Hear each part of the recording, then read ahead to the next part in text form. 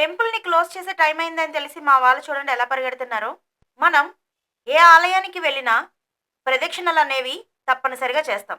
కానీ ఈ ఆలయంలో మాత్రం ప్రదక్షిణ నిషేధం అంట. మరి ఈ ఆలయం ఎక్కడ ఉంది? ఏ విధంగా చేరుకోవాలి? టైమింగ్స్ ఏంటి? ఆలయ చరిత్ర ఇలాంటి అన్ని విషయాలు అయితే నేనిప్పుడు మీకు చెప్పబోతున్నాను. వీడియోనైతే చివరి వరకు స్కిప్ చేయకుండా చూడండి. ఈ ఆలయంలో ప్రదక్షిణ నిషేధం. ఆలయ చరిత్ర తెలుసుకున్నప్పుడే మనకి ఇలాంటి విషయాలన్నీ తెలుస్తాయి. అందుకే పురాతనమైన ఆలయాలకు వెళ్ళేటప్పుడు తప్పనిసరిగా ఆలయ చరిత్ర తెలుసుకొని వెళ్ళమని అందుకే చెప్తాను నేను. Welcome to Anu family Telugu traveller. శివుని జటాజూటం పరుచుకొని ఉన్న ఆలయం అయ్యరప్పార్ ఆలయం. ఈ ఆలయం తమిళనాడు రాష్ట్రం తంజావూరు జిల్లా తిరువయ్యారులో ఉంది. తంజావూరు జిల్లా నుండి అలాగే తంజావూరులో ఉన్న బృహదేశ్వర్ టెంపుల్ నుండి మనకి 13 కిలోమీటర్ల దూరంలో కావేరీ నది ఒడ్డున ఉందండి ఈ ఆలయం. చోళరాజులచే నిర్మించబడిన అతి పురాతనమైన 1000 సంవత్సరాల నాటిది. అలాగే శిల్పకళకు నిలయం ఈ ఆలయం. ఈ ఆలయంలోని స్వామివారిని పంచనాదీశ్వర లేదా అయ్యరప్పార్ అని పిలుస్తారు. తిరువయ్యారుకు అరిసెలూరు, వెన్నారు, వెట్టారు, కుడమురుత్తియారు మరియు కవరియారు అనే కావేరీ నది యొక్క 5 నదుల మధ్య ఉన్నందున స్వామివారిని అయ్యరప్పార్ అని పిలుస్తారంట. అయ్యరప్పార్ ఐ అంటే 5, అరు అంటే నది పేరును సూచిస్తుంది. ఈ ఆలయంలో 5 ప్రాకారాలు, నలుదిక్కుల రాజగోపురాలతో సువిశాల ప్రాంగణంలో దక్షిణ కైలాసం మరియు ఉత్తర కైలాసం అని పిలిచే 2 భాగాలుంటాయంట. దక్షిణ కైలాసాన్ని నైమసి మహర్షి నిర్మించగా రాజేంద్ర చోళుని సతీమణి మరామత్తులు చేయించారంట. ఉత్తర కైలాసాన్ని రాజరాజ చోళుడు నిర్మించాడు. శ్రీ కాలసంహారమూర్తి సన్నిధి సమీపంలో ఉండే హోమకుండాన్ని శ్రీ శ్రీ శ్రీ జగద్గురు ఆదిశంకరాచార్యుల వారు వెలిగించారంట. ప్రాంగణంలో నిర్దేశించిన ఒక ప్రదేశంలో నిలబడి స్వామివారి పేరును పెద్దగా పలికితే 7 సార్లు ప్రతిధ్వనిస్తుందంట. ఈ ఆలయాన్ని దక్షిణ కైలాసం అని కూడా పిలుస్తారంటండి. ఇక్కడ ఉన్న అమ్మవారిని అరంవలార్త నాయకి అని పిలుస్తారు. అంటే ధర్మ సంవర్ధిని.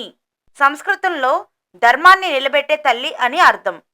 ఈ ఆలయానికి మనం ఏ విధంగా చేరుకోవచ్చు అంటే నియరెస్ట్ ఎయిర్పోర్ట్ అయితే తిరుచిలో ఉందండి, 65 కిలోమీటర్స్ డిస్టెన్స్. అలాగే మదురై, చెన్నై, తిరుచి, తంజావూరులో రైల్వే స్టేషన్ కూడా ఉంది. బస్సెస్ కూడా మనకి చెన్నై నుండి ఫ్రీక్వెంట్గా అవైలబుల్గా ఉంటాయి. అన్ని ఆలయాలలో ప్రదక్షిణ తప్పనిసరిగా చేస్తాం. కానీ ఈ ఆలయంలో ప్రదక్షిణ నిషేధం. ఎందుకంటే గర్భాలయం చుట్టూ ఆ పరమేశ్వరుడు జటాజూటాలు పరుచుకొని ఉంటాయంట. అందుకే ప్రదక్షిణలు చేయరు. ఇప్పుడు ఆలయ చరిత్ర తెలుసుకుందాం. ఈ ఆలయాన్ని 10వ శతాబ్దంలో రాజరాజ చోళ I నిర్మించారు. పురాణాల ప్రకారం రాజు వేటాడుతున్నప్పుడు శివుని వేడుకలు జరుపుకునే సాధువులను చూశాడు. రాజు వారి వేడుకలను చూసి ముగ్ధుడై వారి కోసం ఒక ఆలయాన్ని నిర్మించాలని నిర్ణయించుకున్నారంట. 5 పర్వతాల చుట్టూ ఉన్న ప్రదేశాన్ని ఎంచుకొని 5 లింగాలను ఉపయోగించి ఆలయాన్ని నిర్మించారంట. అందువల్ల ఈ ఆలయానికి పంచనాదీశ్వరార్ అని పేరు వచ్చింది. అంటే 5 లింగాలకు ప్రభువు అని అర్థం. మరొక పురాణ కథనం ప్రకారం ఒకరోజు ఆలయంలోని పూజారి కాశీకి వెళ్ళి ఆలయంలో పూజా విధులు నిర్వహించే సమయానికి రాలేకపోయాడు. ఈ విషయాన్ని గ్రహించిన స్థానికులు రాజుకి నివేదించారు. రాజు స్వయంగా వచ్చి పరిశీలించగా పూజారి అభిషేకం నిర్వహిస్తున్నట్లుగా గుర్తించారు. కానీ మరుసటి రోజు అసలు పూజారి వచ్చారు. అసలు పూజారి లేకపోవడంతో శివుడే స్వయంగా పూజలు చేశాడని రాజు, పూజారి, అక్కడ ఉన్న ప్రజలు గ్రహించి ఆశ్చర్యపోయారంట.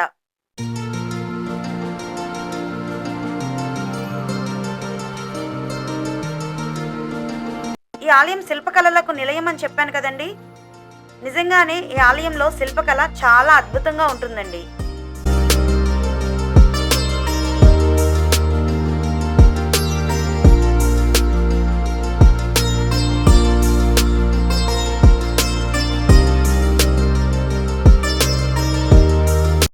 ఈ వీడియో మీ అందరికీ నచ్చినట్లయితే తప్పకుండా లైక్ చేయండి.